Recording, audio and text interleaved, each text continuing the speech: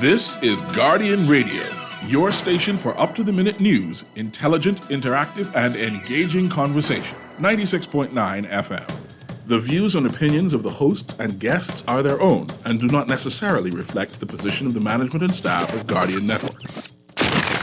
The aftermath of every social revolution brings about change. Cultural norms and landmarks shift as our minds and hearts expand beyond the familiar.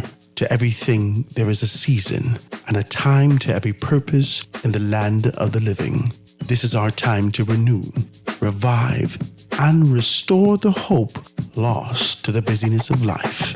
This is our time to dig again and rebuild from the storms of our past on a solid footing that holds. Welcome to The Foundation. The Foundation. Foundation. The Foundation with Hart Grant is brought to you by Alive, Bahamas Bus and Track, the Bahamas Football Association, Burger King, Commonwealth Bank, the Insurance Commission of the Bahamas, Lowe's Wholesale, and Wendy's. The Foundation. The Foundation. Foundation. It's the foundation. Foundation. So it's the foundation. Foundation. So it's the foundation. Foundation. So it's the foundation. It's the foundation that's rocking the nation. Howard Grant's the host, Guardian radio station 96.9, 12 to 2 is the time. You can call the show or use the text line. Yeah, he educates, he informs. He goes against the norm. He's really got that zeal. Plus, he's a child of God. Good afternoon, ladies and gentlemen. 96.9 FM radio, Howard Grant in your company. It is a wonderful thing to be in the land of the living on this beautiful Tuesday, May 2nd. We're all the way in the second day of May. It is wild. I feel like January was just the other day, and we're here and diving deeper into the year. And I don't know if you're like me, but we got some things to do. We've been waiting for these things to happen. We continue to be able to step in faith with that sense of an idea that it's going to happen and moving towards it. But time continues to erode. So we're hoping that you're on your game. We're hoping that your resolutions are being able to be realized. If not, it's time to kind of revive that and get on course to make those particular things happen. It's a wonderful thing to have you in our company today. I thank you so much for tuning in this beautiful day. Today is Tuesday, like I said, May 2nd, 2023. And if you had an opportunity to be able to look at my social media pages and the stuff that we're doing there, then you would know that I have a wonderful guest in the studio with me. I'm excited about it. I really am. And I say that because it's not just like a casual thing for me. I know you don't know the sort of the process of elimination and trying to identify the people that I have sit with me. But I go through this sort of a thing and I identify in my mind. And also over social media, I try to identify whether or not these particular persons align with sort of the ideals and ideas of a progressive country. And no pun intended, no political pun. The progressive direction that the country should take, right? There's sort of a hope and idea of being able to move forward. I think across the political divide, we have seen sort of sparks of that here and there. And this person who's sitting with me today, if you didn't have an opportunity to be able to see that, this person who's sitting with me today has really been able to give life to the idea. If you didn't know that there was one before, you recognize now that there is the idea of a relentless push for a Bahamian dream. Talk to me. There is a Bahamian dream that continues to be able to live in the hearts and minds of a great deal of people who would have heard before that you're unable to do this, who looked in their environments and recognized that maybe I can't get out, but decided to dedicate themselves to a regiment, an idea, and a true sense of consistency to pull themselves up by their bootstraps. This person sitting in front of me today, and I'm going through it, and I'm kind of eager to get to the conversation because I know how we look at politicians and individuals in certain positions, but I don't know if they see themselves like that. Because, so many times we are just got our head down and continuing to be able to kind of trud and move forward the best we possibly can. But this person has started off, I remember going to conventions, not just the conventions, to the elections, and going to these particular spaces on the campaign trail and being able to listen to this person from the podium start to talk about sort of the tribulation. I listen to his articulation, I look at his disposition, the way that he looks at the entire crowd, and start to tell me a story about, now I thought he started as a packing boy, but he says, Howard, no, it was a stevedore, right? I said, wow, this is crazy, right? He started to tell me about this idea that he started as a stevedore. Then he went up as a journer, then as a police officer. 1995, he found himself in the position when he graduated COB with an AA, went to UWI, University of the West Indies in 97, and 2003 he expanded that with a legal certificate. In 2010 got his master's. He founded his own as the principal partner for Johnson and Association. He's done so much, man. Sort of acquisition over time. He's the past president of the Bar Association and also a member of the International Bar Association. In 2017, for the very first time, as a politician being able to step into it after he stepped down at the bar. As a president of the Bar Association, he was successful in Yamacraw. We got to dive into this conversation today. Ladies and gentlemen, introducing to you none other than, I believe, a true political shining star and someone who actually has a great deal to offer to the country. None other than Ellsworth Johnson. My brother, good afternoon to you. Good afternoon, sir. Thank you. You're a good, decent man. I appreciate you taking the time out to do this because you know what? Let me tell you this. You shoot straight. We're coming right down the middle. A great deal of persons, after they find themselves in political defeat, they can't muster the strength to be able to articulate whether or not they've gone wrong, what they would do different, so forth and so on. So questions that are going to come. So they prefer to kind of refrain entirely. I appreciate you taking the invitation, my brother. Thank you so much, Brother Howard. Talk to the people. Say good afternoon for those persons who don't know you. Let them know exactly who you are, what you're doing, so forth and so on. Right. Thank you very much for the invitation. First, let me commend you and Guardian Radio for all you do. And I always take this opportunity when I speak to persons in media because you give actualization to the freedom of expression, thought, and all those good things that the Constitution provides. Because there are those who are dispossessed in the community who may not be able to express themselves as they would like to. And so the media, the Fourth Estate, is a critical tool in the preservation of the fundamental rights of people around the world. Yes, my name is Ellsworth Johnson, hail from Dowds, Cat Island, was born through Exuma Street. I did my education, my basic education at the all-age school, New Bight, Cat Island. Then went to Old Bight, came to Nassau, and when I was around 15, my father was a printer, and so he wanted to teach me his trade. And there was a difficulty. I had a learning challenge, and so I left school at age 15. Was this diagnosed, or did your parents or your environment just tell you, Ellsworth, you can't learn, just do this? No, well, Daddy was of a certain disposition, and he was of the view that there wasn't a person of color who couldn't learn, because he was extremely Afrocentric. Mm-hmm. And after all that we have gone through as a people to matriculate to where we are, and as Mr. Barack Obama put it so capably when he says, those persons are forefathers who had the audacity to hope that one day that you would be here, that there was nothing that we could not surmount. We just learned differently. And I have to tell my young daughter that who's now at QC, when she says, Daddy, what happened? I said, we just learned differently. And so he wanted to teach me to be a printer.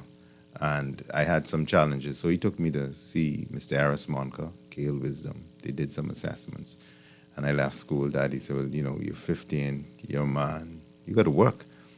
And so Mr. Sir Rachel Mackey, he's from Cat Island, and he got me my second job. I used to work in the Christmas, I would work with Mr. Gadet. And so he got me a job as a stevedore. So I went out there And in those days, you had the 40-foot container with the flour and the sugar. Well, they purchase your lunch hour, so you got a half hour, you eat, and you go back to work. And he says, you have to go to school, you have to do that. And so I worked with Mr. Monka and Mr. Wisdom, was able to do my BJCs. I got some GCs, got into COB, and I studied law, but I became a joiner. And then, as my father said, the police force adopted me, trained me, befriended me, and made me to be a man, because that social experience, being able to go into every facet of the community and learn from those. Right here in Nassau? Right here in Nassau. And I do recall he wrote a letter. I always thought he used to get in my business, but I appreciate that now. Your daddy love you bad. Yes. I must tell you the truth. And he wrote a letter to the then Minister of National Security on behalf of myself, my mother, and the small community of Dowds, Kid Island, thanking them for reposing the confidence in me to give me a scholarship to go to Barbados. And I went to Barbados, and I did my schooling there. And then I came back, and I started to work. Worked at law school for some time. Worked as a stevedore. And then I was fortunate. After being the bar president, I decided when I knew that I was going into politics, I didn't think those two should mix. So I resigned my position as bar president. And I ran, and I was successful. But I would just like to say this, and now that I'm at the age that I am, I see some of the things that I learned over the age. I haven't arrived, and I'm not entitled. And where I am in my life, I'm truly appreciating that there is a baton that we carry. And I'm grateful to be here to contextualize with you, as you've done it, and you've spoken to me prior to coming on air, to contextualize, put into context where we've come from as a people, and that's slavery, the labor crisis coming up to the 50s and 60s, majority rule, at that point where healthcare, education, and some of the social welfare systems, if you look at places like Kid Island, those other places, were not for us. And to come to the point where we've built schools, we have hospitals and all that, where we've come from, where we are, and where we need to go. And so I'm grateful to be here today to have an open and honest conversation about the Bahamas. I told my leader, Mr. Pentad, we had a brief conversation, and I said, 50 years on, I'm somewhat disenchanted when you look at land reform. I've spoken to these things over the years. I saw Mr. Davis, and I want to commend, he's the Prime Minister. Land reform, we're looking for jobs now for former gang members, and I say to myself, where did we go wrong? Where we're producing, it appears as if we're producing more truant, especially in the male population, and persons who are,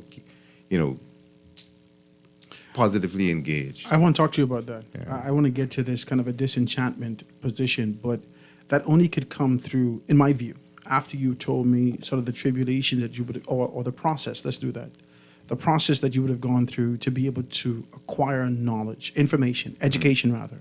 Because I really do, I'm one of those believers that believe that wisdom, knowledge, and understanding is a divine thing that's given to you. But education is what we fight for, absorb, and can apply accordingly, right? So for you to be able to get the education after this sort of assessment, your father taking the time and understanding those particular things, you are working out here like a whole slave. Watch me, right? You're saying that you're picking up things off the back of the trailer all day, you're working hard, right? So at what point, because it seems to me, my father has this kind of a saying. He said, listen, this was his, and by the way, my father was also a printer in Grand Bahama, right? He would work in the dark room. Yeah, I remember the dark room. He would work in the dark room, right? At the Freeport News, and that was his responsibility for years. He's done that for years, right? Okay. And in this kind of a position, he wanted me to get involved also. I didn't know that we had this kind of a thing in common, right? Okay. And I knew to myself, hold on, this is, y'all need to stop. Let me fix my telephone, right? I knew that I didn't want to do this. My father took me off to United States of America over at the Miami Convention Hall, something to do the print press. And I didn't want to be a part of it. I didn't, in that instance, I could not learn. It wasn't for me, right? Fast forward, it's amazing that I'm working for the same company. but let's get into this. There had to have been, at one point, an epiphany. There had to have been, at one point, a very clear understanding that you had a contribution to make. There had to have been a light switch that went on, troubling or bubbling in your spirit to say that I have purpose beyond this point. You casually kind of slid over this thing to say that as bar president, listen, you had to work to be able to get to this point. How did you go from I can't learn, accepting that, articulating that, and still being able to work against it to get to the objective? I think I know for a fact that God has a purpose for all of us. You're getting preachy. Go ahead. No, I'm not. And so my entire experience now I know prepared me for certain things. Like, for instance, when I first became a minister, I spoke with the former president of the bar, and Justice Ruth Bodal. I said, I have a difficulty. And so we had a chat. Just let me say this. And so she said to me, she says, there's Joey Gaskins. Go have a chat with Joey Gaskins. And so my difficulty in school prepared me for debate in Parliament, because when I had my person who was assisting me, I just need to jot my stuff down. I just need to read it, and I can go, and it comes back clear. I don't have to read over paper. And so you don't give up.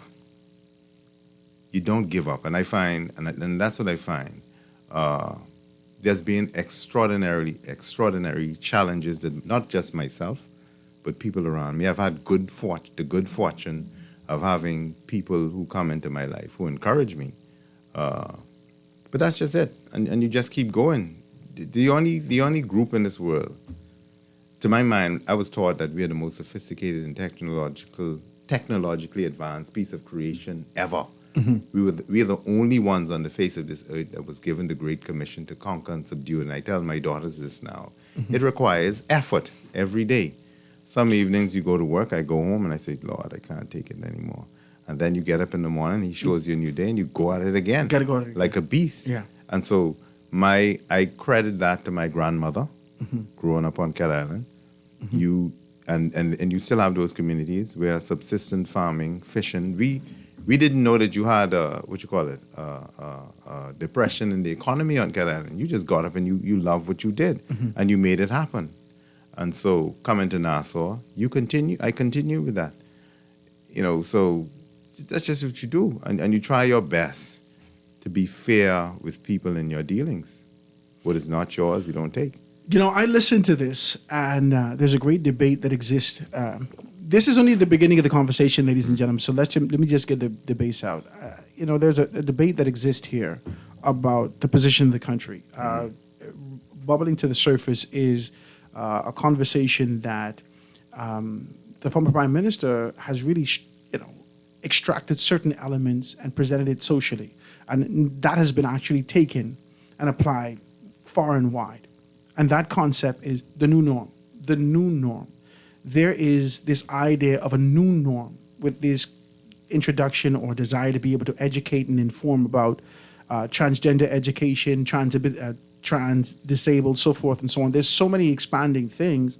And that really comes from a lot of us think, myself personally, I believe that has to do with sort of the erosion of the traditional family, right?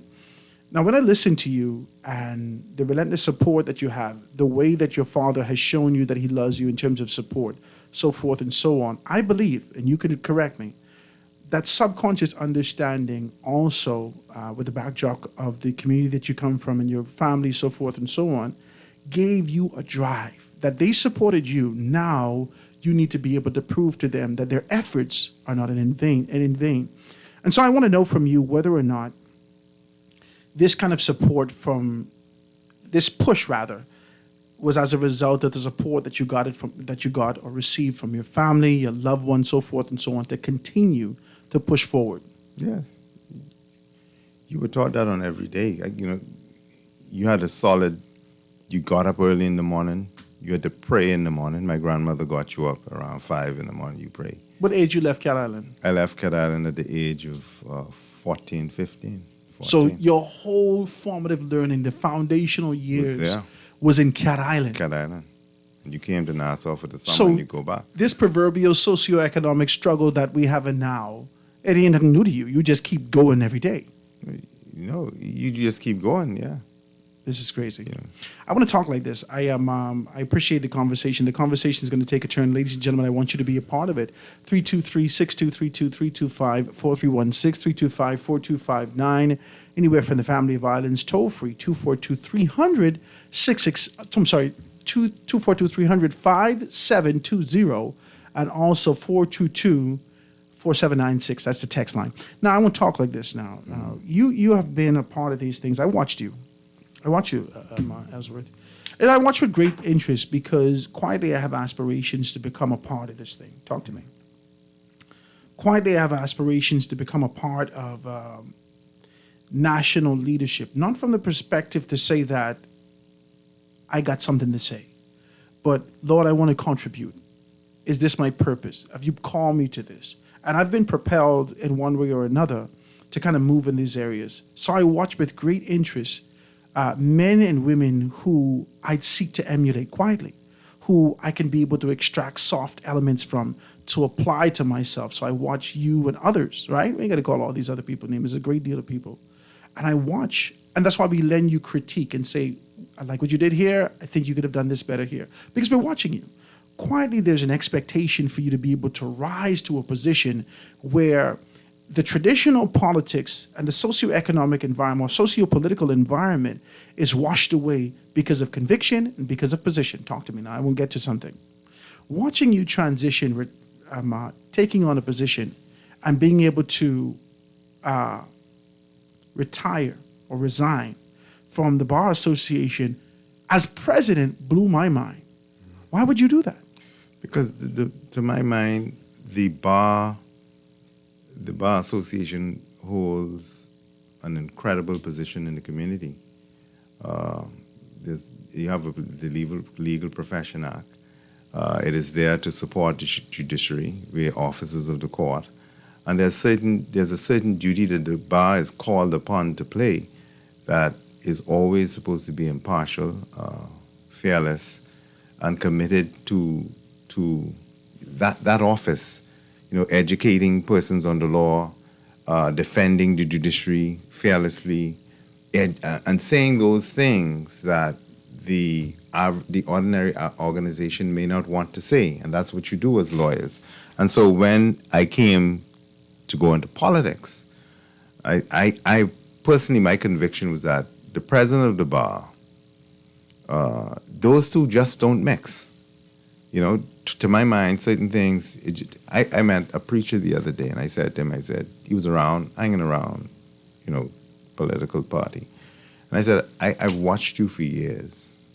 I said, and I don't want you to take off your blinders. And he said, what are you talking about?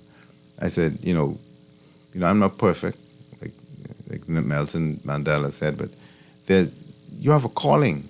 I believe there's a certain calling on your life, on preachers. And so you're not to mix certain things. So we are to come to you, and by your life work, as St. Francis of Assisi say, the way you walk, you live that experience for me and for us. And so you don't become you are to be the light. Yes. And so for the bar, I just decided that senior people call me, say, you don't need to do this, But I was of the view, no, you don't do it. Because at that time, as bar president, if politicians said something, one time I went down to the House of Assembly and stood on the steps, and I told you how I thought, not how I felt, what I objectively felt should be said, and the role that I should play to protect the Commonwealth. Now, often, because of the conditioning of our society, the position that we've taken, whilst you talk about the blinders that we have on that obstructs our peripheral view and gives us that kind of laser sharp focus to move towards our personal objectives and reject the idea of community entirely. A great deal of persons have taken that on. And aspirations in our society has morphed not into the success of a community and your contribution thereof, not into what you can do to do these particular things. They've extracted that, morphed that, and changed that into the prestige that you have as an individual. Ascending to an office and a post as president of the Bar Association was a prestigious position. It held a significant prestige. And we know your money and how much you're getting paid. But we knew, get paid for right? No one know your business, right? But we knew these people calling me and all. Y'all need to start listening, right? We knew one thing. Wow. This guy has done a tremendous amount in terms of ascending to this position socially. Why would he want to extract or detach himself from this that had integrity? We still look at the Bar Association with integrity. Yeah. Why would he want to exclude himself from the integrity and the honorability of this office socially to attach himself to what is now perceived as a corrupt organization? Not just the FNM, but the entire Institute of Politics entirely in our country. Why would he want to attach himself to that? Talk to me about it. My success at the bar, whatever success I had, I laid at the feet of the members. Because when I was campaigning, I went to the inner bar, the outer bar, and asked them to select me and for us to partner. And even if they did not want to support me, I appreciate that, but said to them that if I win, we can work together. In terms of leaving the bar, I'm still of the honest opinion that I had a role to play and a service to give. And so I spoke about things like land reform, the ladies in Cat Island who went to prison, the children, fathers taking care of their children. So you stepped in with idealism. Yes, and I still have that idealism. And so there were things, and to be quite honest, the push that I have when I spoke as bar president, or I speak as a politician, I look at those persons that dispossess, and I speak to see how you could better life for them. That is what the country is about. How do you better or make decisions that would take us as when we started, from where we came from, where we are, and how do we create a better Bahamas for all Bahamians? So that, take for instance with immigration, that if you bring in persons in, you still have that Bahamianization concept that Mr. Arthur D. Hanna said. Not that someone can't come in for public policy purposes and lead an institution, but there's a cross-fertilization of expertise. And so that when you have Bahamians who qualify, you don't just allow them to be berated or denigrated, and somebody else gets the benefit. You look at Bay Street. All of the local vendors are practically gone. You look at the seabed as we develop the boardwalk from where the port is going to be. You see the slips going out into the sea. What is left? How do we benefit from it? You see the seabed that's being taken up by Potterski Dock. The mail boats that go and come from the islands almost don't have any place to park. The development of the family islands. How do we play a role in our community, in a fundamental role in the economics of our country? These are things that the average, ordinary Bahamian consider on a daily basis. And just what you want for your child, I want for mine. How do we protect women?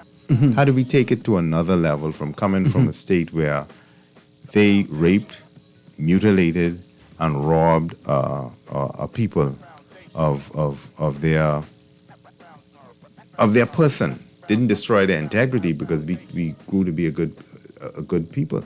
I mean, we're a good people, but coming from slavery, the 40s, 50s, 60s, and now, how have we grown to protect women in our country? How have we grown to protect I want to children? talk about that.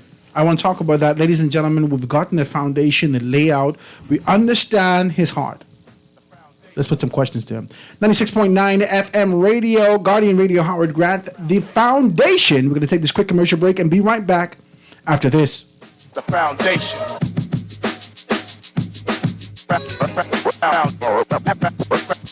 Foundation. The Foundation. We'll be back right after this. The foundation. We are going back to Cali, BK style, with the California King Collection, only available at Burger King Nassau. Enjoy your choice of plant-based, crispy chicken, or fire-grilled beef, topped with melted white cheddar cheese, bacon, freshly sliced red onion, ripe tomato, crisp lettuce, and BK's creamy guacamole, all served on a toasted brioche bun. The California King Collection packs a tidal wave of flavors and is made with only quality ingredients that are refreshing and filling with every bite. Burger King Nassau, where taste is king.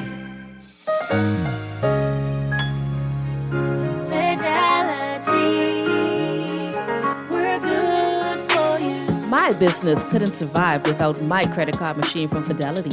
It's fast, convenient, and my clients love it. My sales increased, and I can track my earnings. Get your credit card machine from Fidelity today. Call 356-7764.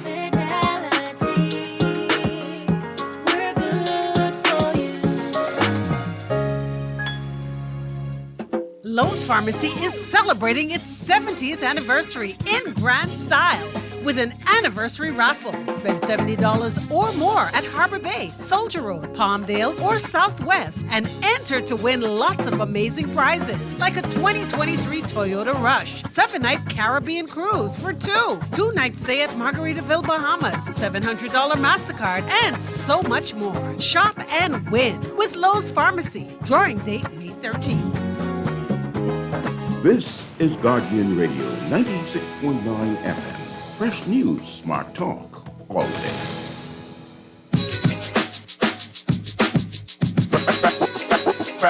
Foundation. Foundation.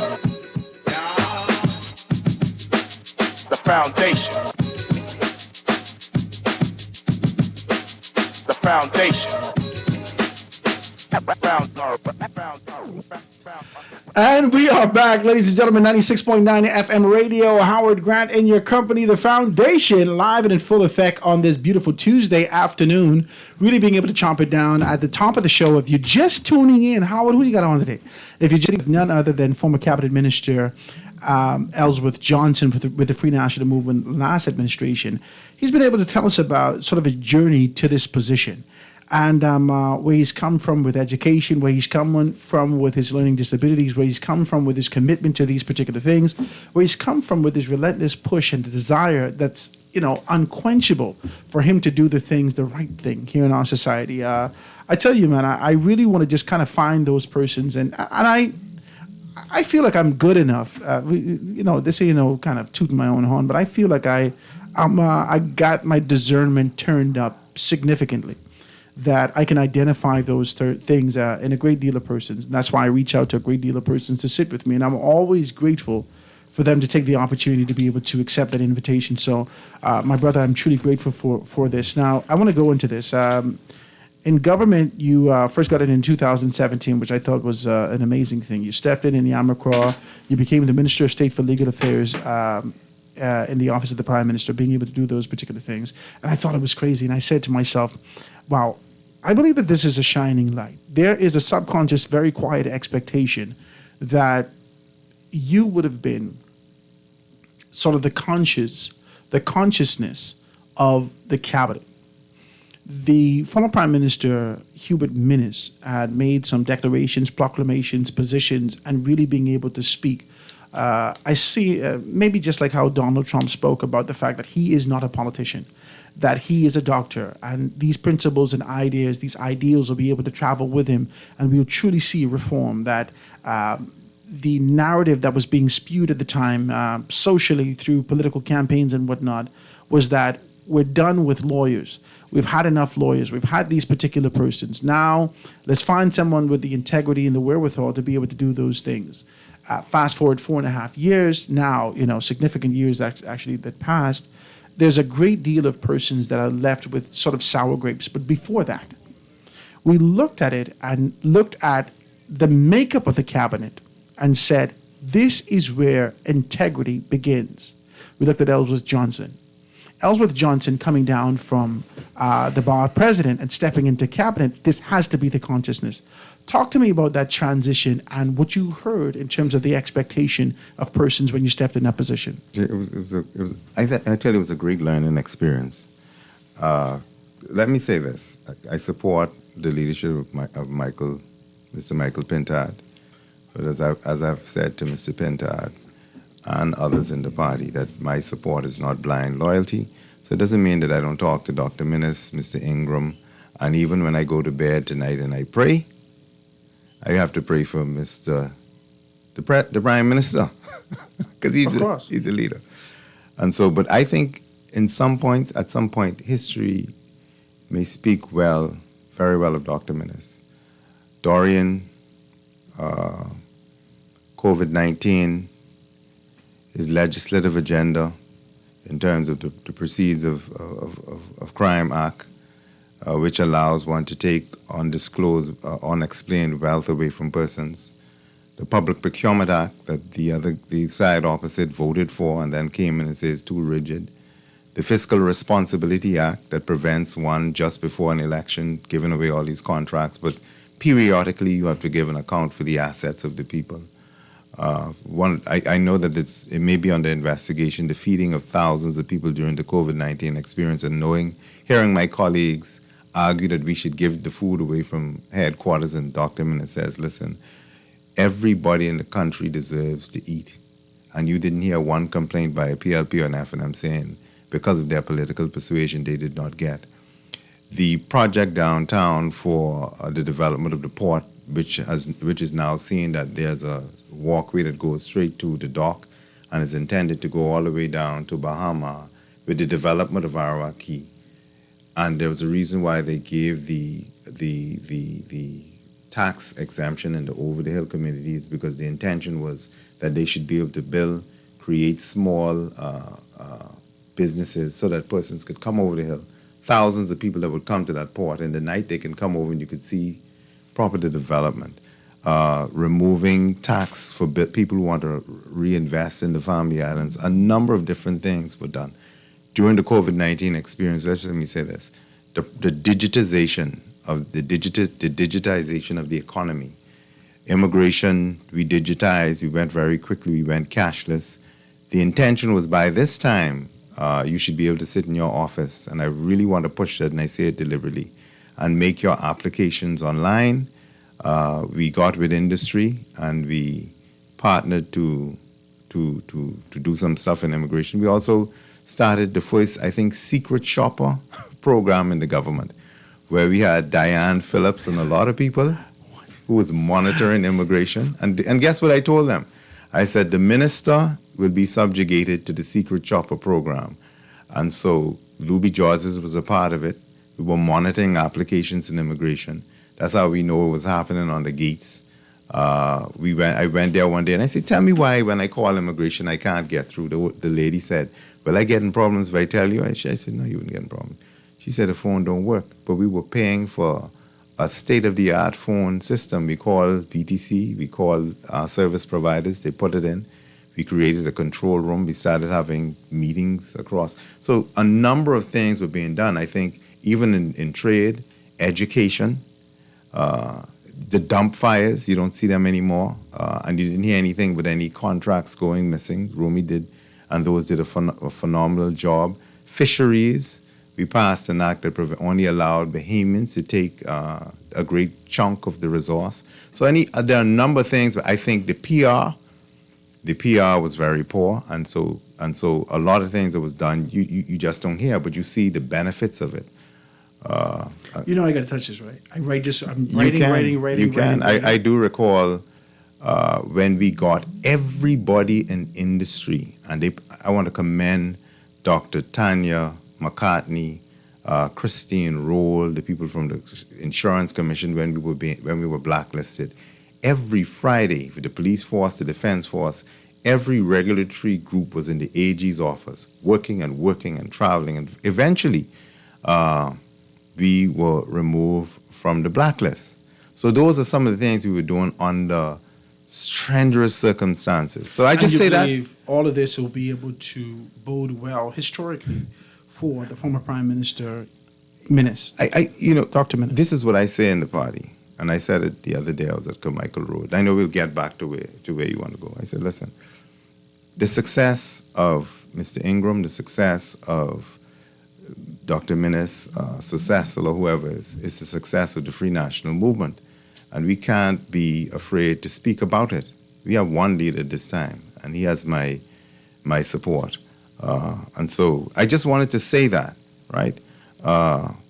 So in terms of going into politics and going into the cabinet, it was a phenomenal experience to serve the Bahamian people. You then came to see what is. I remember Ms. Glenasana Martin called me one day. I was about to resign. She said, "What's the matter?"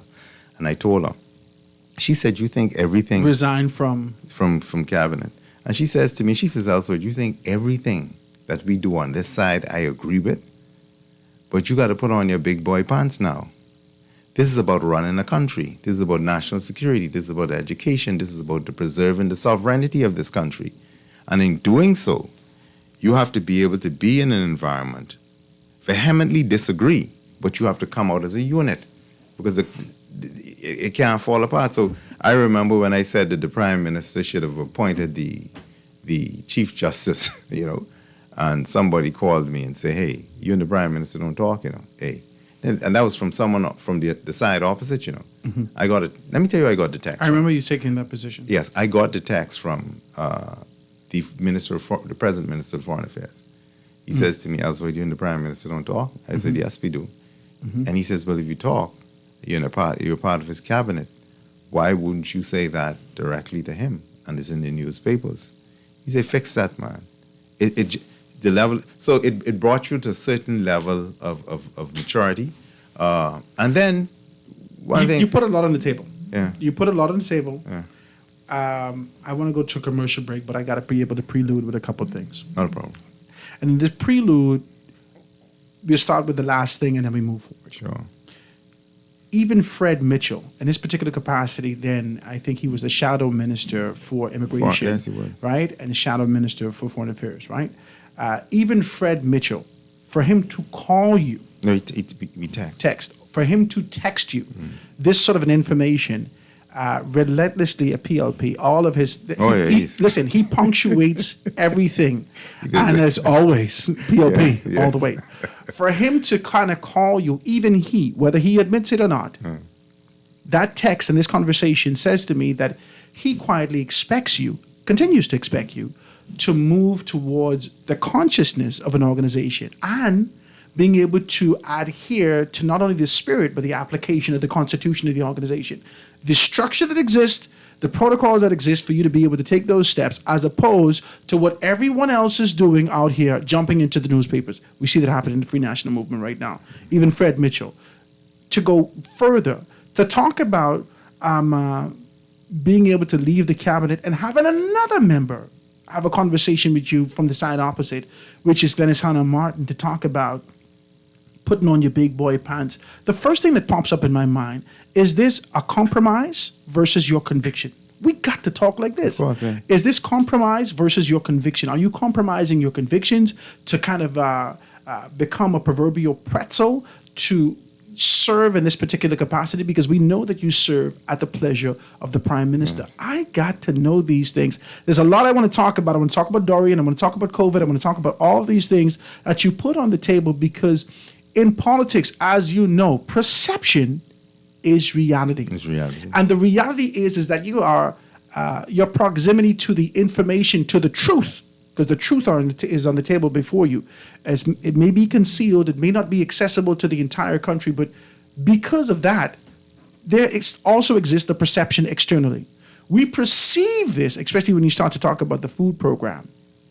We perceive that who the Prime Minister has identified for heading this this program is detached from the community, the proverbial over-the-hill community. I got to talk about these things. Ladies and gentlemen, let's take a commercial break, get to news, and kind of dive back into this. I'm so excited to be here today. We're going to get deep into this thing today. You know the lines are wide open. Send me some text. I see one caller on here, but I had to kind of get that out there. Let's take this commercial break and be right back after this.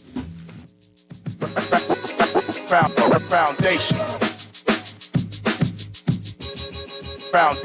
Foundation. The foundation. The foundation.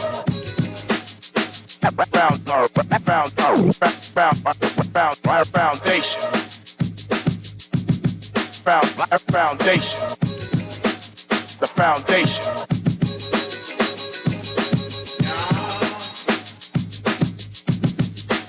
The foundation.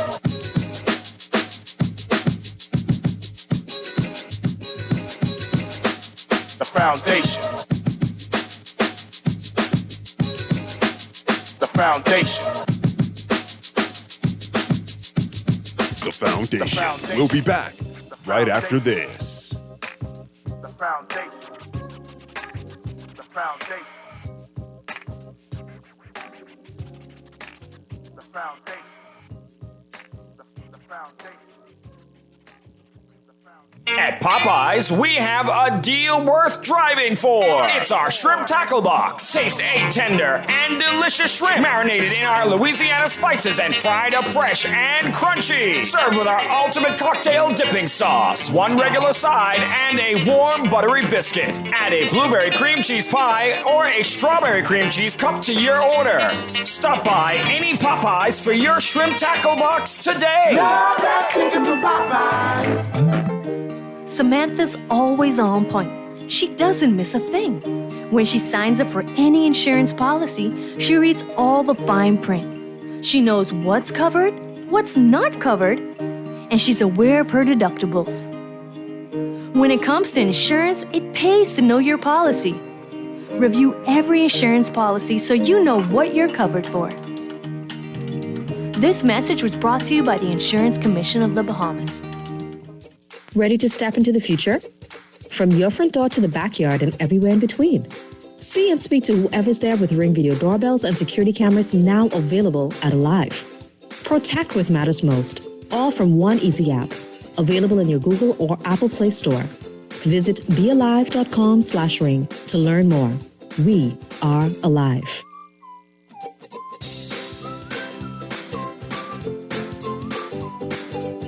The 6th edition of the Bahamas Games are on the way. July 7th through the 15th. Get ready for inter-island sporting competition in the spirit of unity and camaraderie. Which island is gonna win? It's the Bahamas Games. Our nation, our talent, our games. And look out for the B-Games crew coming to your island soon. For more information, call 809-1242. or visit thebahamasgames.org. This is Guardian Radio 96.9 FM, Nassau, Bahamas. This is Guardian Radio 96.9 FM, fresh news, smart talk, all day.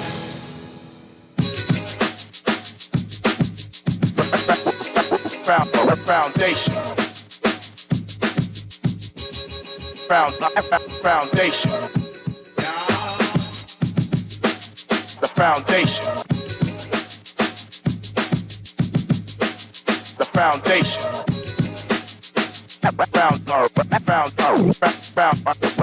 Foundation. Foundation. The foundation.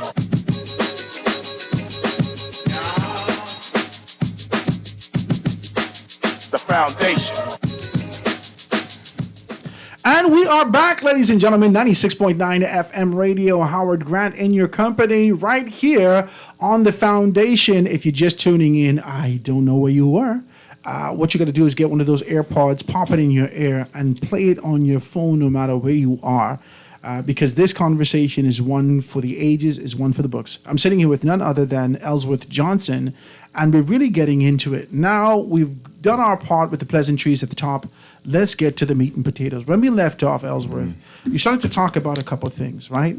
I got to touch, Ellsworth, you got to let me touch these things. Sure. When we left off, you said that you support the leader of the Free National Movement, Michael Pintard. That right there is an entire mouthful to be able to take on that position, because there are persons who are, I often say this, politics, more specifically the Free National Movement, I believe it was the introduction of Ingramites. similar to what was happening in the United States of America with Reaganites, a desired position to identify that one proverbial leader that can be able to elevate the party from wherever they are to leadership, to roles of success, so forth and so on. I believe that the Free National Movement seek to emulate what was happening in the GOP and identify those persons who supported Hubert Ingram at the time as Ingramites. That entire concept squashed the progression and the constitution of the Free National Movement. In my view, humbly, I say that.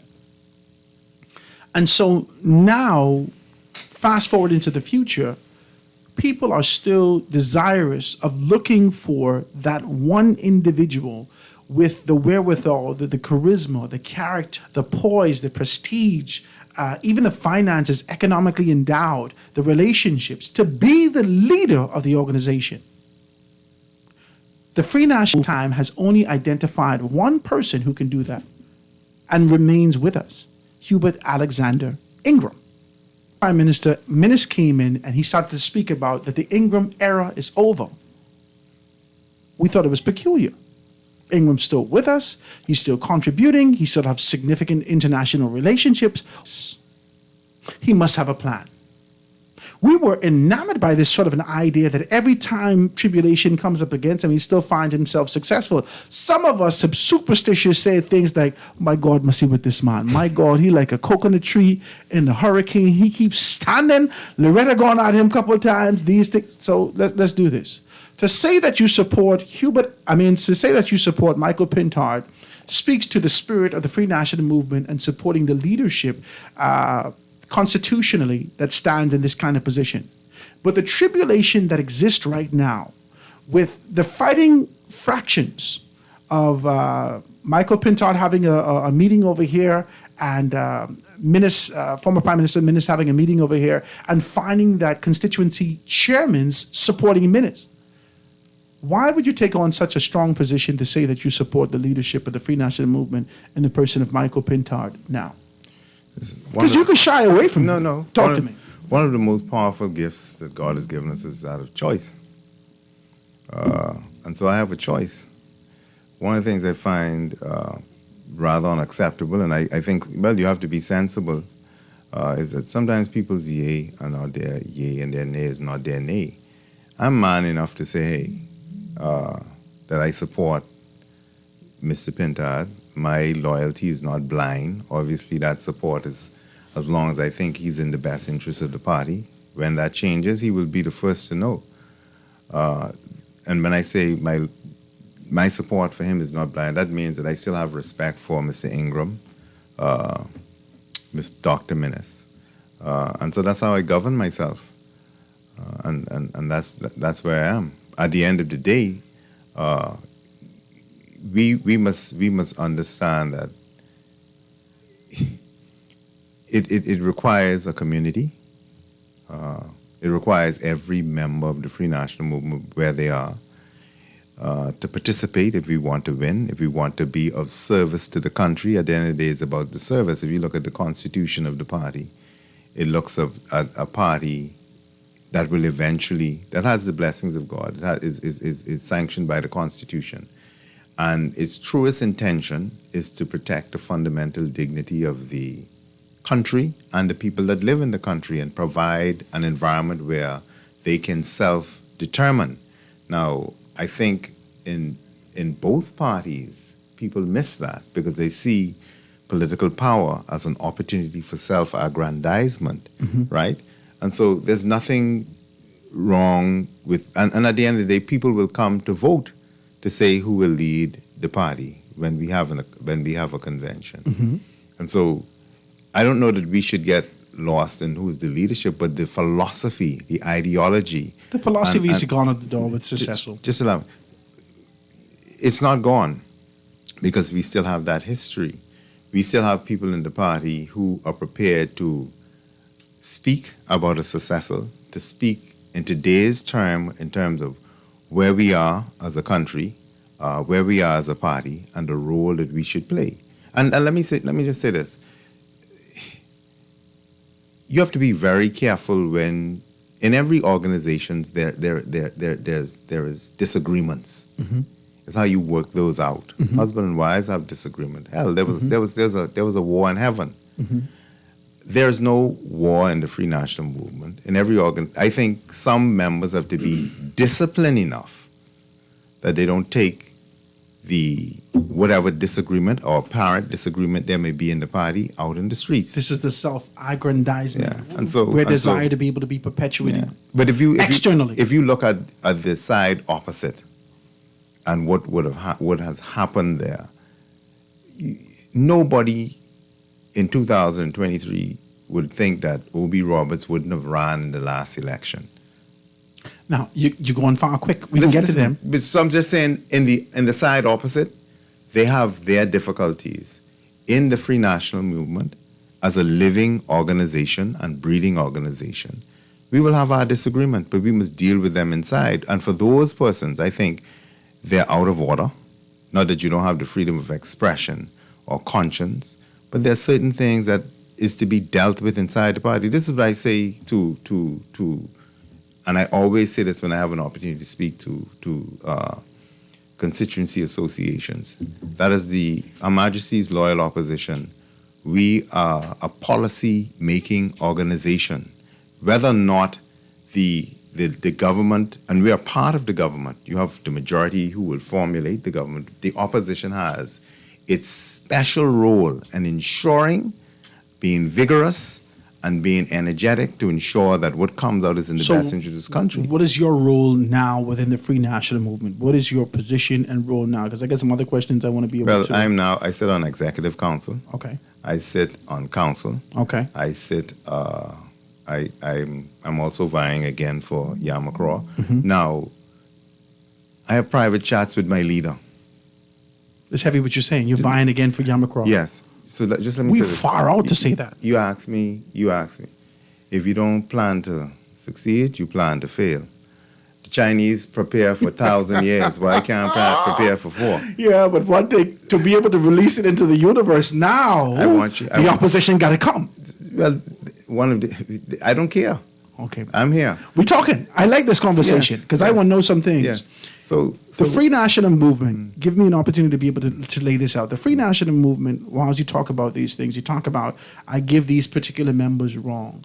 Historically, post-2002, I think former Prime Minister Ingram had a proverbial anchor on some of the aspirations of men and women. They understood that even if they didn't follow protocol, that they had to go through this proverbial stream and to find themselves at the feet of Hubert Ingram and say, boss, what do you think about this? Boss, what do you think about that? And based upon his thought pattern in those particular areas, then they would pursue these particular things. That hasn't happened since he's detached himself from the organization, especially with leadership, the former leadership of Minis.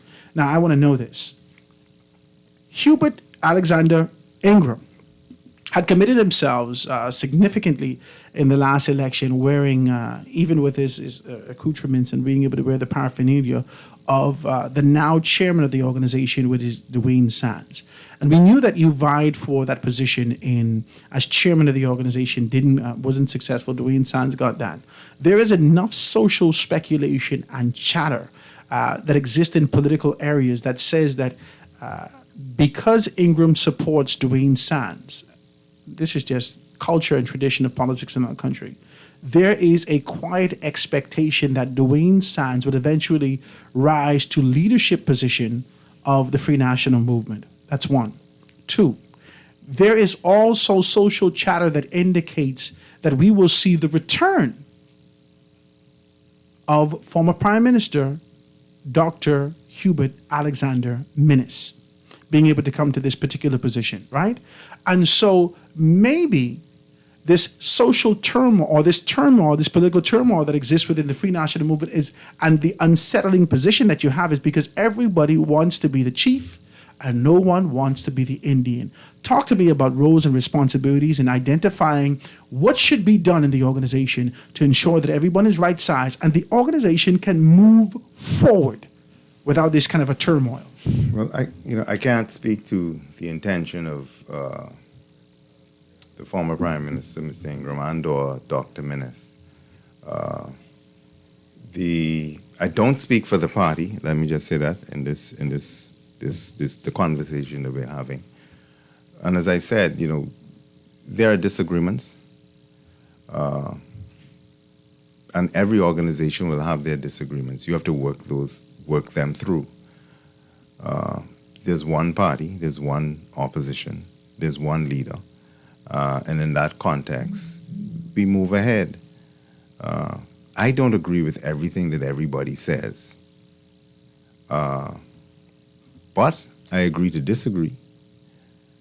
I don't agree, and my disagreement may be diametrically opposed to what some people may view, but you would never hear me say those things. You made an observation earlier before we break, and when I told you I had a chat with Ms. Minister Hannah Martin, and he was asking me whether or not, in some way, it could be seen that I was, in order to be a part of the group, It was a compromise. Yeah, it was a compromise. Yes. Whether you compromise with your convictions. But no, no.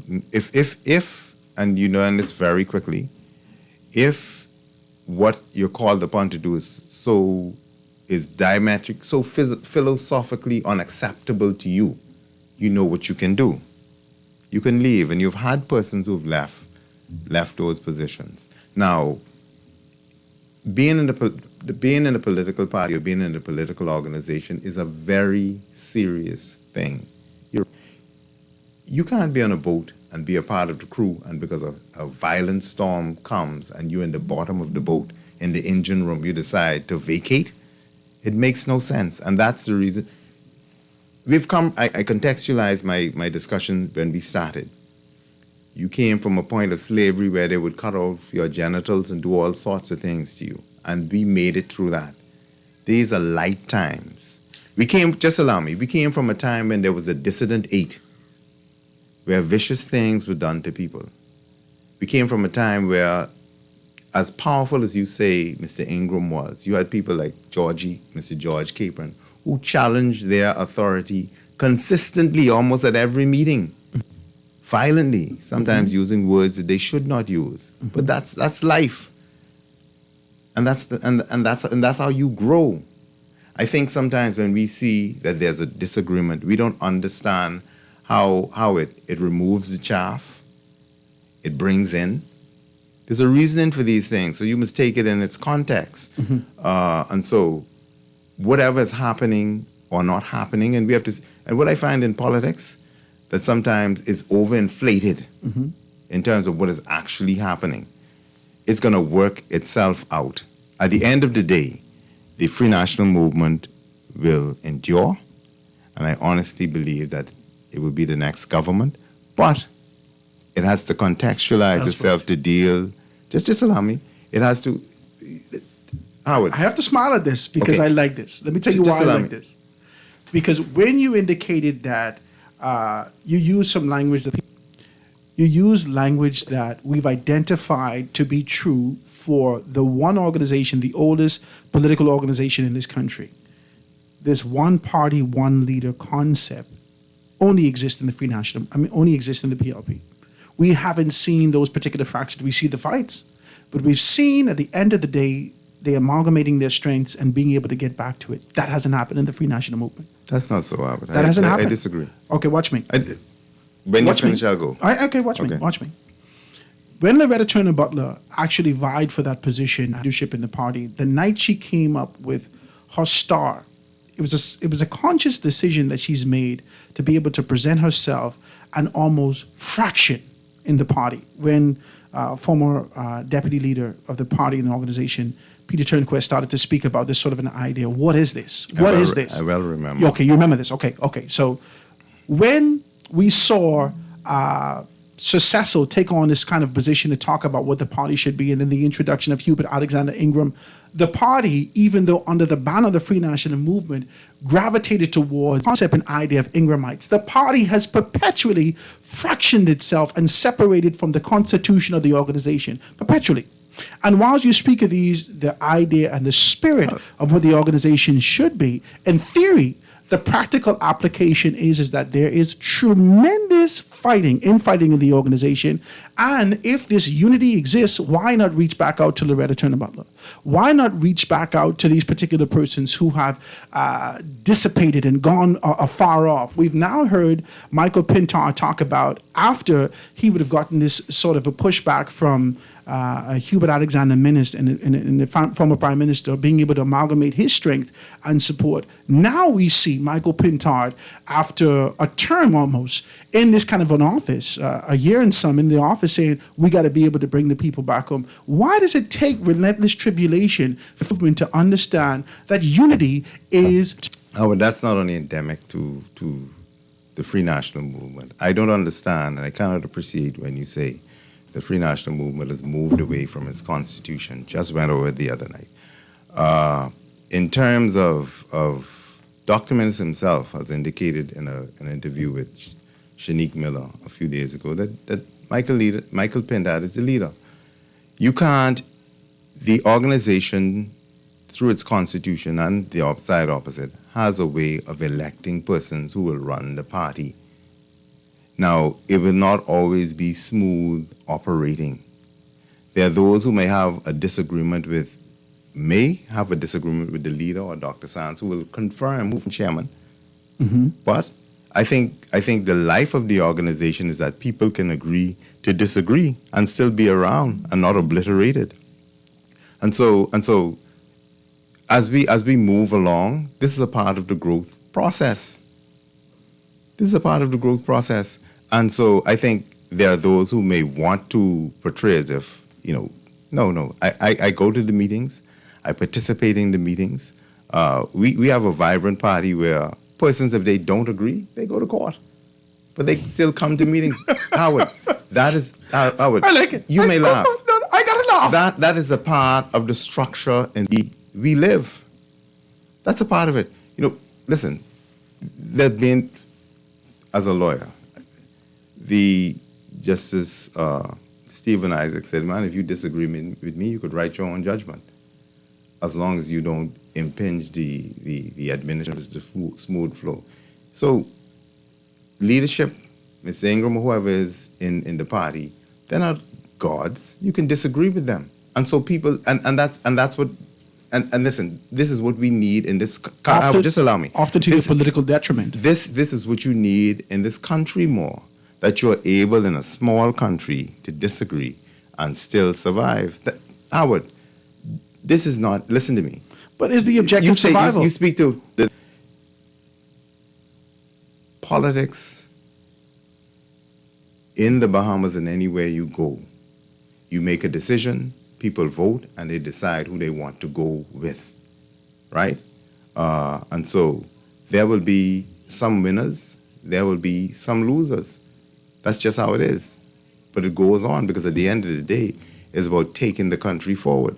So, yes, there may appear to be certain things that are happening in the party, but that's with every organization, no matter how pretty it looks. In this environment, perception sometimes, often, is reality.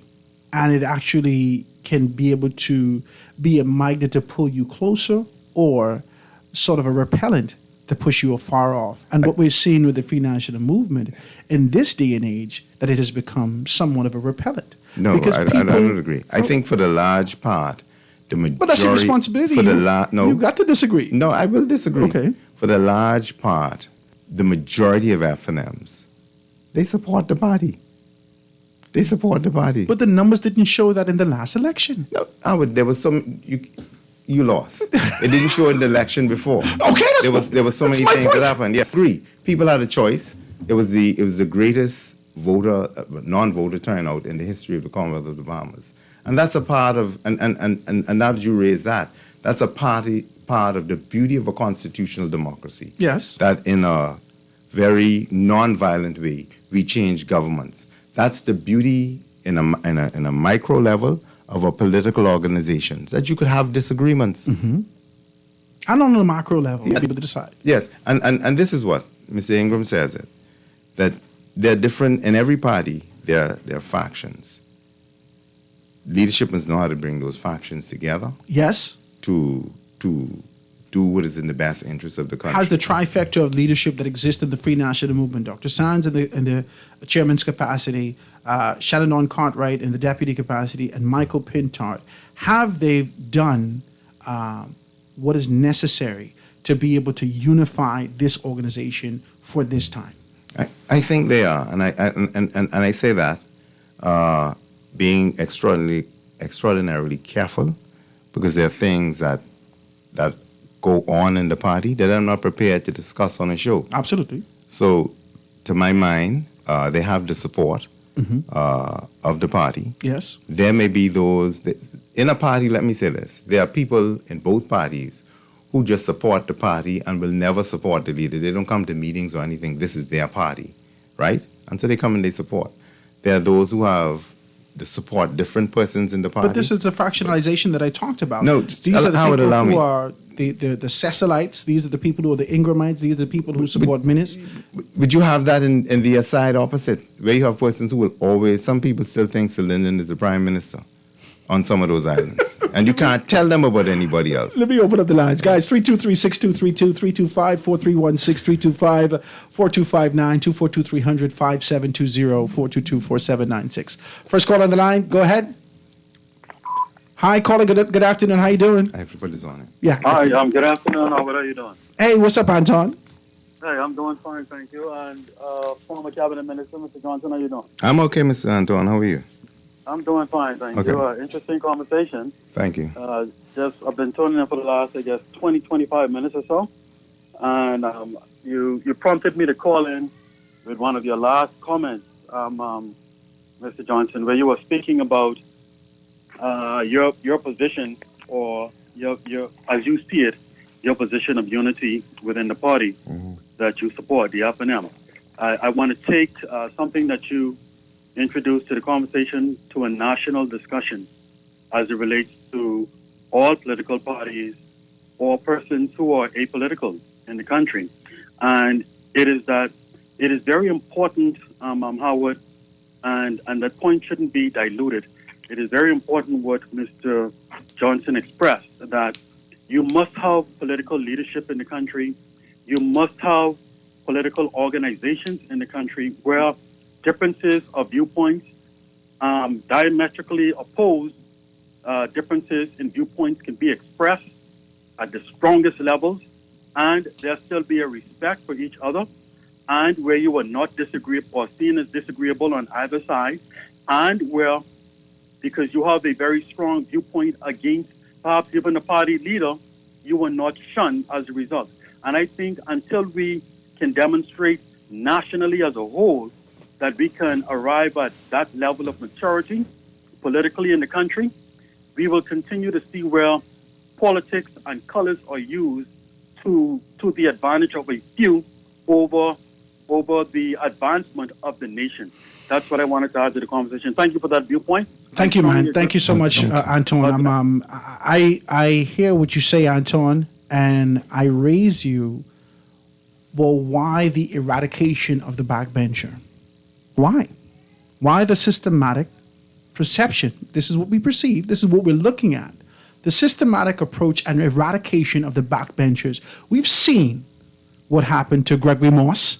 Talk to me. We've seen, and that was under the PLP. I had to do that for you, Anton. We've seen what happened to Frederick Markopine. We've seen what happened to Reese Chipman. We've seen these particular things. And if you eradicate the backbench, there could be no expectation that you'll be able to have those persons who sit under the sort of the shelter of the House of Assembly speak truth to power in that particular seat. You eradicate the backbench. There's no empowerment in these particular areas. And when persons come in there for $28,000, you can touch this also, John, former cabinet minister. I want you to be able to touch this. When persons come in there and accept a check for $28,000 with the expectation or hopes that they can be able to get a secondary check on a board or so forth and so on, and that is stripped away from them, and the only thing they have to be able to survive on is $28,000, then they often ask themselves a question that we've heard come out of our politicians' mouth in many spaces before on both sides. What you want me to do is lose my job? Let's be very clear about these things. I hear the idealistic position that we continue to espouse, But the truth is, people have to not only survive, because we don't come here just to survive, people want to thrive. And you can't thrive over $28,000. So this idea, when it goes back to this eradication of the backbenchers. Thank you very much, sir. That is the reason why if you call on me to pray, don't be surprised if I pray for Mr. Davis. Because that's how I live. That's how I will live my life. That doesn't mean that I support him. But I know that it adds stability if he's of good health. The other thing is, politics is no child's play. No. Politics can be a vicious blood sport. You must understand that. And so your independence, your integrity, and your dignity, at the end of the day, I think you should increase, there should be an increase in the salaries for MPs, and there should be much better pay and all that stuff. But who you are as a person when you call a Reece Shipman, whether you pay him or you don't pay him, he's Reece Shipman. Absolutely. Whether you pay Frederick McAlpine or you don't pay him, he's Frederick McAlpine. Whether you paid... Gregory Moss. I was going to go to another, Mr. Edmund Moxie. I remember Edmund Moxie. Yeah. And what happened to those persons, or to my father, after they had nominations and they thought that, hey, you shouldn't have it the night of the long night, if we take everything back. That's a part of fighting in the country. That's a part of the process. And so I don't know, yes, so we must be very careful. If you get a board or you don't get a board, you have an obligation. And at the end of the day, people must understand when you come to lead, think about the police officer or the prison officer. They know what service is about, yes? Prison officer goes into that prison every day. He can't strike. He gets a meager salary, but you don't worry about the fellas in the maximum security breaking out. You don't even give it a second thought because he's there. He gets a pension that he can't hardly live on, and he doesn't make a sound. And he goes off, and you don't hardly see him going back into the prison because he stole something. He has served. That level of integrity has to be brought to the house. That, the prison officer goes through a whole lot, but he doesn't abandon. He holds on. The politician or the MP coming in, I think, if you go to cabinet, you should have already put yourself in a certain financial position when you come. That's separate aside from paying them. I think salary should go up. But to my mind, it can't be what Travis did. Travis took a principled position when he voted against. He understood the consequences. He had to live with that. He came back afterwards. But that's a part of it. But you're quite right. A part of it is to see how I can have things my way, but you have to be able to fight back. And you're quite right, there's a role for the backbench. And in identifying what you've identified, that is a strategy to see how you could. One former member told me one day, he says, "Elsewhere, I became a member of the cabinet." He said, "I was so vocal that I got an invitation to be a member of the cabinet." So when he became a member of the cabinet, then he understood that there was a significant role he had to play in governing the country. He can't be out there saying and doing certain things. He has to be in there fighting. Now, whatever cuss and row happened in that room, he has to stay in there. It has to stay in there. And we saw it one time when they said they almost had a fight in there. That's how it gets extremely hard. You hear these things, right? Huh? You hear these things, not in an official capacity. Yeah. We hear these things. Yes. And so you'd see somebody, for instance, I'm very concerned about the allegation of rape. We got to touch that. I'm concerned that there are persons who would normally trumpet their concerns. I'm not saying that the gentleman is guilty, but for the level of violence occurring against women in our country, I want to touch this. It would be much more loud. I want to touch this. Yeah. I want to be able to take it from there. Ladies and gentlemen, let me take this commercial break and get back. And let's get into current events and talk about these particular things through the lens of political conviction and the prefix of honorability. We're going to take this quick commercial break, 96.9 FM Radio, Howard Grant in your company, The Foundation. Be right back after this. The Foundation. The Foundation.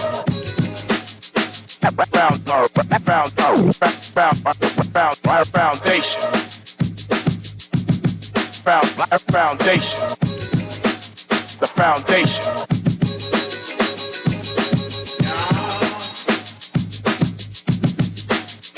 foundation.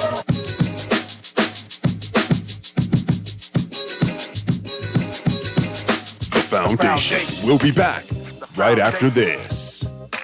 The foundation. The foundation. The foundation. The foundation.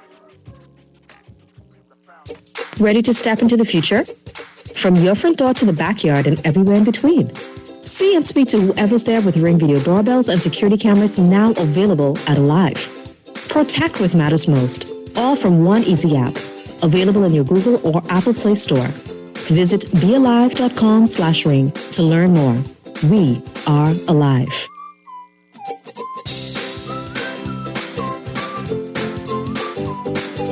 Guardian Radio and the Foundation are on the move. Bahamas, this one's for you. SBT, Small Business Thursdays. Every Thursday, the Foundation with Howard Grant will highlight small businesses throughout the country, far and wide. Your products, services, prices, and personality. We want to hear it all. Get your 30 or 60-second advertisement heard on air at a fraction of the cost. We here at the Foundation understand the times and don't want you to be left behind. With Guardian Radio, you reach your specific demographic and it is unmatched. We reach thousands daily. Get your products off the shelf and your services in their hearts. Small Business Thursdays with the Foundation, only on Guardian Radio 96.9 FM. For more information, call 302-2300 or the Help Me Howard line at 827-0111. SBT. Small Business Thursdays. Get your business moving today.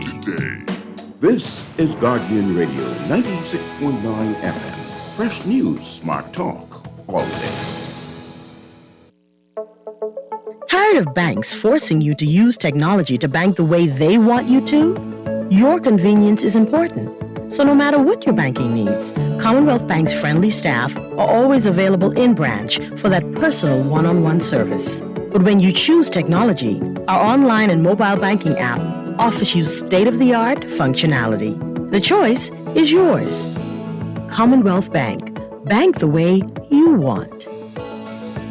When you testify in court, you're expected to tell the truth. Same goes for your insurance application form. If you don't answer every question truthfully, you could be found guilty of misrepresentation.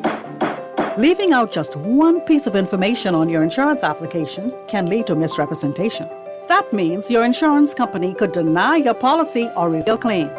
This message was brought to you by the Insurance Commission of the Bahamas, protecting the interests of policyholders.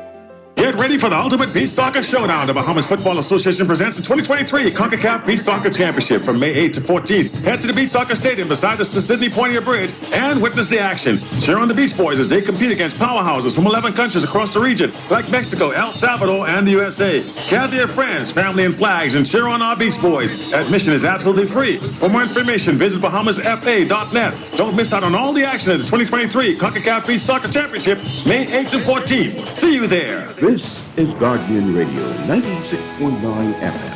Fresh news, smart talk, all day.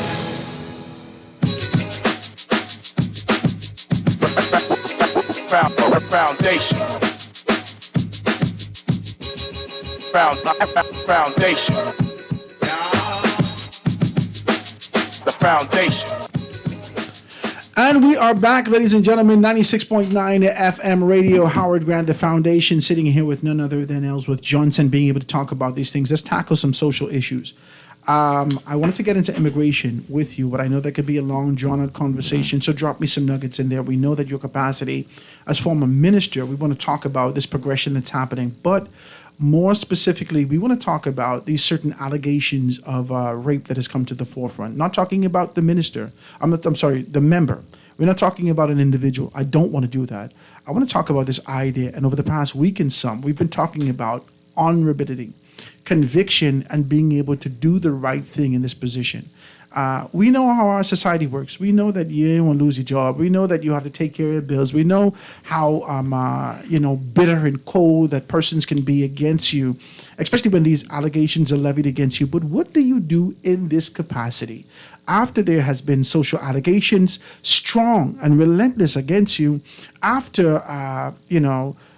the law enforcement has taken some time off before they approach you, what do you do in your capacity as a man or a woman of honor in the House of Assembly when these allegations are presented before you? I think you don't even have to speak to this particular case. We have, it almost appears to become normal that women and children are being abused. The police have produced reports about rapes and the violation of women and children. If you violate a woman or a child, you violate a man.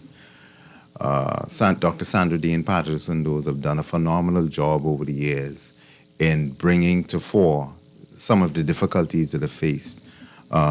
Justice must always be done, but it must be seen to have been done.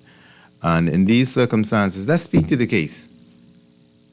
If this was someone from Camp Road, Ellsworth Johnson, Howard Grant, they'd have picked us a long time. Long time. They would have charged us long time. Like government name in the papers, This everything. lady, I want to commend this lady for her strength and character. I want to encourage her. If at the end of the day you find that the allegations made are false, then prosecute her. Okay.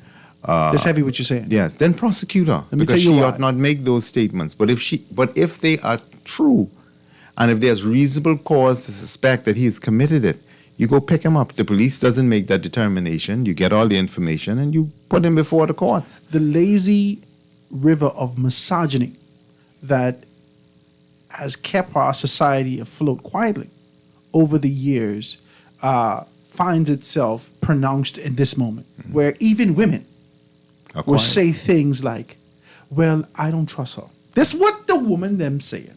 Well, you don't know. These women is lie on you. Women are saying this now because of the perpetuation of misogyny that exists in our country. We've seen the cloak of not only political proximity, but also fraternity. Political fraternity, this kind of a camaraderie that exists within politics, within this proximity, kept this member from being able to go before the police. Let's just be very clear about what the perception is socially. But there are certain things I think for me, let me speak personally, and I don't speak for the party. I say I don't have friends who beat women. I don't have friends who don't take care of their children. I don't have friends who rape women. And if I find that any of these things happen, when I talk to my friends, one of the first things I ask, how's your family?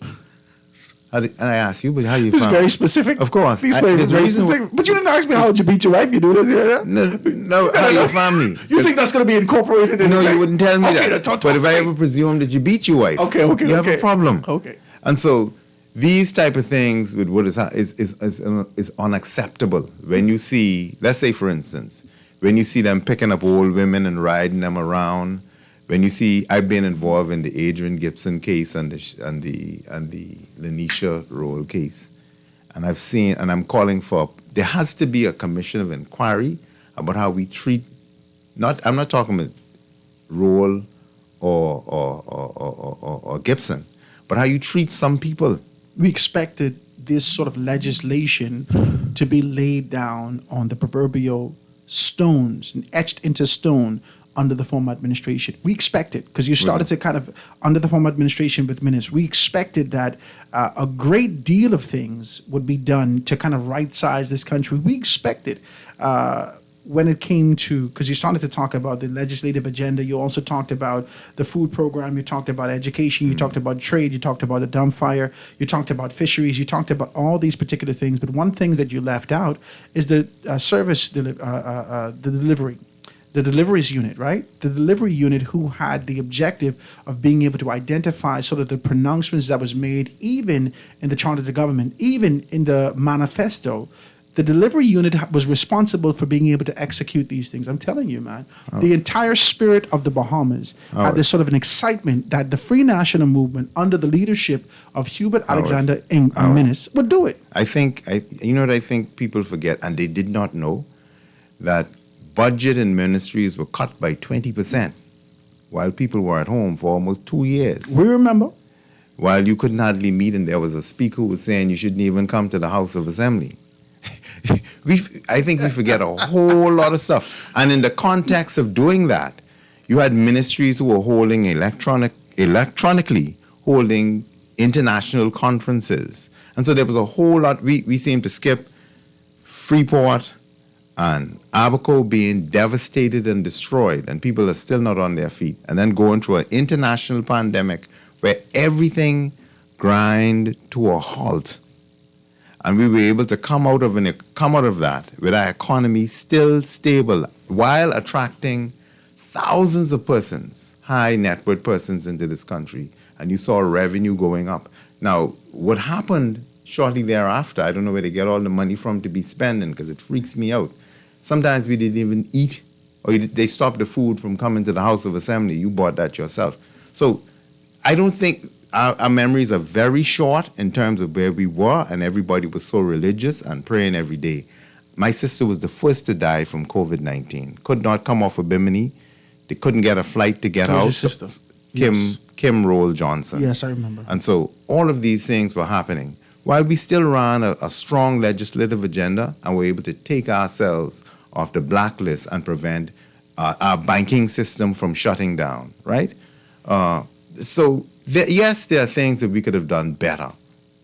Yes, there were better selections that we could have made. And to the extent that you was a part of that, well, you apologize for it. I'm not going to heap it all on Dr. Minnis and pretend as if I wasn't there. So the collective responsibility also takes... But still the head must take responsibility for it. We should distribute the blame accordingly. No, but if you're the leader, you still have to take responsibility. But you have to distribute, and we cannot suffer from selective amnesia, as if certain things didn't happen and everything was normal. But that's the responsibility of your campaigning. But you have to campaign to indicate that these are the things that we've done. What I'm calling People lead with emotion. I'm calling for a deeper dive, even as we are today, out of where we're still basically in COVID-19, in looking at education, and looking at healthcare, and looking at the protection of women, and looking at the liberation of our land through different land policies. We have to not be so you can't be so numb, right? That you don't realize that there are these difficulties and to deal with them. I got to touch this before we go out of here, because you said land, and I wrote it down earlier to get back to it. You touch a lot of things. I've written all over this paper. But when you start to talk about land reform, I remember the service lots. And I also remember Prospect Ridge and the concept that exists and the contrast that exists between there. And it was another element in terms of language and presentation rollout that felt us here as people, as a community at large. We felt as though that this was a detachment. We felt as though that our government didn't understand the plea. Our desire is to be able to move up and find equality as a society, being able to move to a position where all of us can be identified with the Commonwealth. And there is this disparity, even in language, that we have a service lot for you, and we want to be able to do these things for those persons. If you are a young professional, I mean, who's young professionals in this socioeconomic era? We felt at that time that the Free National Movement had detached himself from the reality that existed in our environment, especially post-COVID, after everything was flung upon us. That was just a microcosm in the large part of the land reform that was ongoing. I think on the April 2018, I read basically a white paper in Parliament, identifying the difficulties that we had in land. There was hundreds of thousands of dollars at that time was being spent at the Department of Lands and Survey to bring in, and then we said that we would reintroduce some legislation that Mr. Ingram had laid, 3 pieces of legislation, to bring in land registry. So that you had people being hired going throughout the Bahamas to see how we can rectify the land situation, realize ownership in the Family Islands, and give land out all across the world. This is the difficulty we face, and people don't realize it. I was speaking to someone about the AG's office and why we don't have they have hard-working persons there, but why we don't draw persons or why they leave. They can't afford, some of them, to get a piece of property, to build a home, or to qualify for a mortgage. And so a large part of what the FNM was doing was to find places where professionals who could not ordinarily get property could get property. We must remember, recent in our history, that land was used to enslave and to abuse. If you had 10 pieces of land, you vote 10 times. What I said openly in Parliament that even, and I have a document here, even for the Minister administration, I was calling on a bipartisan approach because there are very powerful people in the country who don't want to see land reform. There are 3 ladies in Cat Island, I'm happy that you brought it up, who went to prison. I got 2 minutes before we get out of here. Yeah. Go ahead. Who went to prison because of land. And when they appealed to the Privy Council, their files went missing. I'm calling on Mr. Davis to, as the resolution has indicated in Parliament in the early 70s, name the school in Old by Cat Island after those ladies. Land is a very vicious thing in the Bahamas, and there's so many different components in the back who don't want to see that reform. Because you have land sharks. It enrich, and as well as it could make, it gives great poverty. I want to be able to do a podcast with you, if you would allow me. I want to talk to you more specifically about those things, and we can take, we can take a different approach to being able to do these things, because I'm interested in what you have to say, and I want to push back on some of the things. But, in the spirit of being able to allow you an opportunity to put those things out there, I want to be as decent as possible. But we have to push back on some of these things. The Free National Movement, for my mother, her generation was the party of liberation, the party that gave them access, this freedom fighter concept and spirit that existed in those things. The fire has been doused. It's gone out. And whether there is a flicker or not, whether there is a flicker, I'm talking for the next generation. The next generation, with the change that exists in our environment, whether there exists only a flicker or not, is the responsibility of the leadership of the organization to understand the detriment of being able to unify its strength to pull people in. I want to thank you so much for the opportunity to be able to do these things. To sit with you, my brother. Hopefully we don't let this be the last time. No, I don't want it to be the last time, because you ended with a very powerful statement, and I would have loved to give a history of the Free National Movement. We can't do it now. From then to now, to show how the flames are burning very strong and hot. Fire keep burning. They say the fire keep burning. Okay, cool. Thank you so much, very kindly, man. I appreciate it. I want to give you an opportunity, and I thank you, like I said again, for taking the invitation and being able to sit with us and talk. A lot of persons want to be able to speak on one matter or the other, and put political parties against each other. But I only want to talk to the Constitution, the spirit, the idealism, and really being able to bring that to the forefront and being able to get back to it. Most recently, I would have seen something come across my phone from, I think, the Independence Electorate or the Independence Committee doing something with, let's get back to idealism. I surmise it. I think Sir Franklin Wilson, I think Bertram Bethel, and some other persons are actually on that board talking about that. Sean McQueenie also, right? Casey. Oh, yeah. So this idea of getting back to idealism is a strong one. Indeed. And I think that is one of the things that needs to be bipartisan, this idea that we can be better than we are. Yeah, yes. And the idea of what has been spewed into our environment by former Prime Minister Perry Christie, by being able to say, it is what it is, it's not what it is. No. We need to be able to change that. We have an obligation to make some things happen. My brother, thank you very kindly for being able to sit with us. Ladies and gentlemen, Ellsworth Johnson, being able to sit with us today. Great conversation. I thank him so very kindly for being able to do that. And I thank you for tuning in today. 96.9 FM radio. Guys, stick and stay for Shivago Lang with Z Live right after this. Have a beautiful day, guys. We see you tomorrow. God spare.